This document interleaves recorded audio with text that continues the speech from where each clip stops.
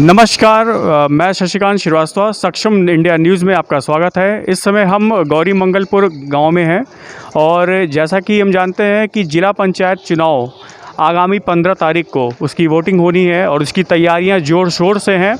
और यहाँ पर उपस्थित लोगों से और हमारे अनीता सिंह जी हैं, ज़िला पंचायत सदस्य की भावी प्रत्याशी, और उनके प्रतिनिधि उनके पति प्रवीण सिंह जी यहाँ पर उपस्थित हैं। आइए उनसे हम जानते हैं कि किन मुद्दों को लेकर ये इस पद पे आई हैं और क्या करना चाहेंगी जब ये अगर जीतती हैं तो। नमस्कार आप सभी लोगों को। मैं प्रवीण सिंह, जिला पंचायत सदस्य, हमारी पत्नी लड़ रही हैं और छोटे छोटे तमाम मुद्दे हैं।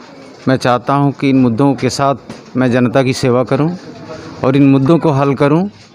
मेरी सबसे प्राथमिकता रहेगी कि एक जो हमारा शुरू होता है वार्ड खिरवनिया से लेकर कुई बाज़ार तक, और ये मलौनी बंधे के किनारे पूरा वार्ड है। और मैं ये चाहता हूं कि एक स्ट्रीट लाइट की एक सबसे अच्छी चीज़ है कि जो स्ट्रीट लाइट लगे और रोशनी रहे सड़कों पे, और जितने भी मार्ग हैं प्रमुख मार्ग से लेकर के और जो भी साइड मार्ग हैं उन सबों पे प्रकाश की व्यवस्था हो, सड़कें अच्छी हों, और जहाँ भी गांव सभाओं में दिक्कतें हो उन्हें दूर किया जाए। छोटी छोटी समस्याओं को लेकर के हम लोग लड़ेंगे। स्ट्रीट लाइट और रोड के मुद्दों के अलावा प्रवीण जी, क्या और भी कई सारे ऐसे मुद्दे आपके दिमाग में हैं जिसको लेकर आप इस चुनाव को आपकी पत्नी लड़ना चाहेंगी और आप उस पर काम करेंगे? जी, एक सबसे बड़ी समस्या यहाँ प्यासी की है, स्वास्थ्य विभाग की। यहाँ बिल्डिंग तो बहुत बड़ी बनी हुई है लेकिन ये हमेशा खाली रहता है। मैं इसे आवाज़ उठाऊंगा, सरकार तक पहुंचाऊंगा कि इन पर डॉक्टर पोस्ट हो, यहाँ रहें, 24 घंटे सेवा हो लोगों की, और अगर कहीं भी कोई व्यक्ति बीमार होता है तो उसका इलाज यहाँ हो। बेरोज़गारी भी एक बहुत बड़ा मुद्दा है, तो क्या आप अपने इस इलाके के लोगों के लिए कुछ ऐसा स्टेप उठाना चाहेंगे जिससे कि बेरोज़गारी भी कुछ हद तक कम हो? जी बिल्कुल, बेरोज़गारी है और सबसे अच्छा योजना भारत सरकार की है मनरेगा की। मनरेगा में भी अच्छा रोज़गार सृजन होता है और मैं कोशिश करूंगा कि गांव सभाओं में रोज़गार सृजन हो। प्रवीण जी, जैसा कि हम लोग को पता चला है, हम लोग गांव में सर्वे किए हैं कि आपका आपकी जो छवि है वो एक प्रधान के रूप में बहुत अच्छी रही है और आपने विकास का बहुत सारा कार्य भी किया है जिससे कि सारे गांव के लोग संतुष्ट हैं।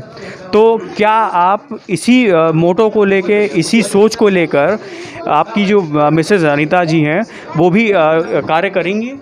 जी बिल्कुल।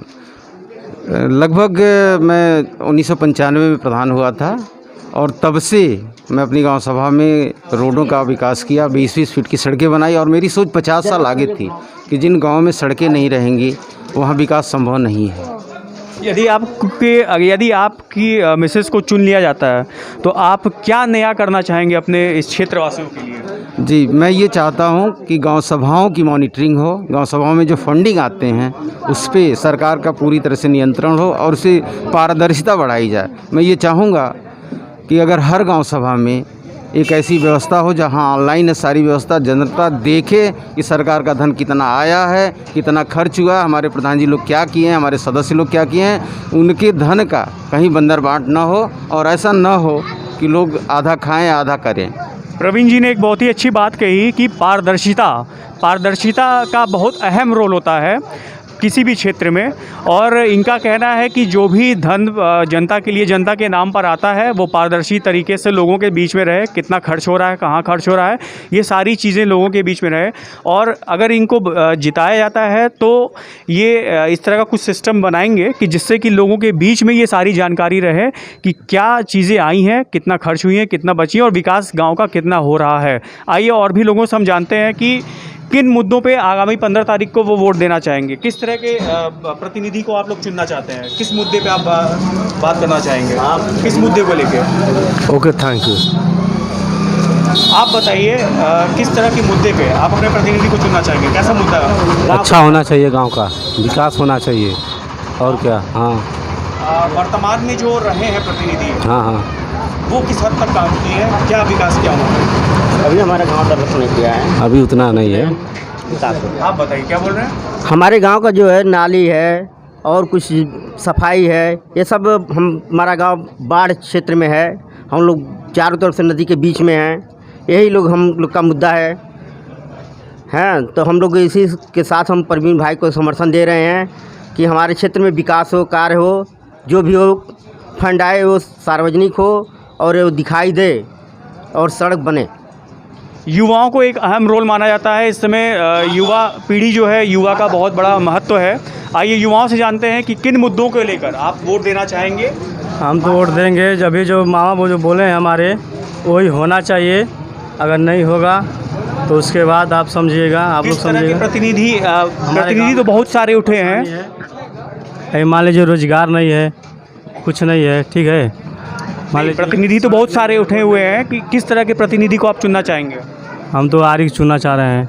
चलिए ठीक है, आप क्या बोलना चाहेंगे। हम यही बोलना चाहते हैं, जैसे हमारे प्रवीण जी हैं, इस क्षेत्र में आए हैं पहली बार, जैसे पहले बार प्रधान हो चुके हैं, तो हम ये चाहते हैं कि प्रवीण जी को जल्द से जल्द सब लोग वोट देकर भाई बंधु विजयी बनाएं। आइए और भी लोगों से जानते हैं। आप भी इसी क्षेत्र के हैं, आप ये बताइए कि जो भी मुद्दे हैं आगामी 15 तारीख को, किन मुद्दों को लेकर आप वोट देना चाहेंगे, क्या मुद्दा है आपका। किस पर्पज में?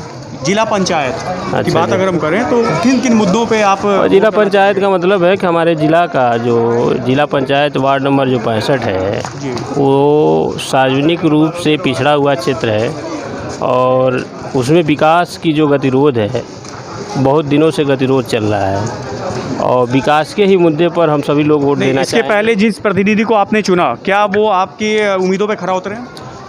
देखिए, उम्मीदों पर तो खड़ा नहीं उतरा, जितना विकास होना चाहिए था उतना तो हुआ नहीं।